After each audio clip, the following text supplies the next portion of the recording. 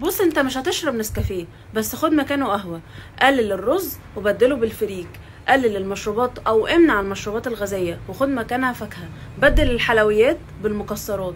بدل الزيوت النباتية بالسمن البلدي. قلل اللحوم الحمراء وخد مكانها سمك. بدل الشوفان بالبليلة. لو عندك قرحة معدة متنساش تاكل لوز، لأن اللوز بيسرع شفاء قرحة المعدة. الجزر والبنجر والبطاطا هيعالجولك ارتجاع المريء. أما الكمثرى والتوت مهمين جدا في حالات مقاومة الأنسولين.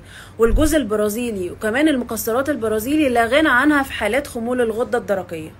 وقف شرب قهوة لو عندك عرض من التلاتة دول. رغم ان القهوة مفيدة ومضاد قوي للأكسدة وانا شخصيا بنصح بيها، لكن لو عندك عرض من التلاتة دول وقف شرب قهوة. لو نومك مش مظبوط ادي الأولوية لنومك ووقف شرب القهوة. لو عندك قلق وتوتر، لو عندك خفقان في القلب.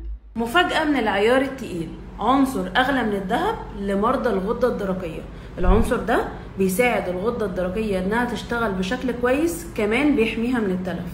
العنصر ده هو السيلينيوم، والأفضل إن احنا ناخد السيلينيوم من الأكل. السيلينيوم موجود في اللحوم والأسماك والبيض والمشروم والسبانخ والمكسرات وبذور عباد الشمس. عارف لو اديت ابنك كل يوم معلقة سمسم يبقى انت عملت فيه ايه؟ اديته كالسيوم المهم جدا جدا لصحة العظام والأسنان. كمان اديته فوسفور ومغنيسيوم واديته طاقة لأن السمسم فيه دهون صحية. طب ناكله ازاي؟ اديهوله ازاي؟ حط معلقة على الزبادي أو رشه على الخضار والفاكهة.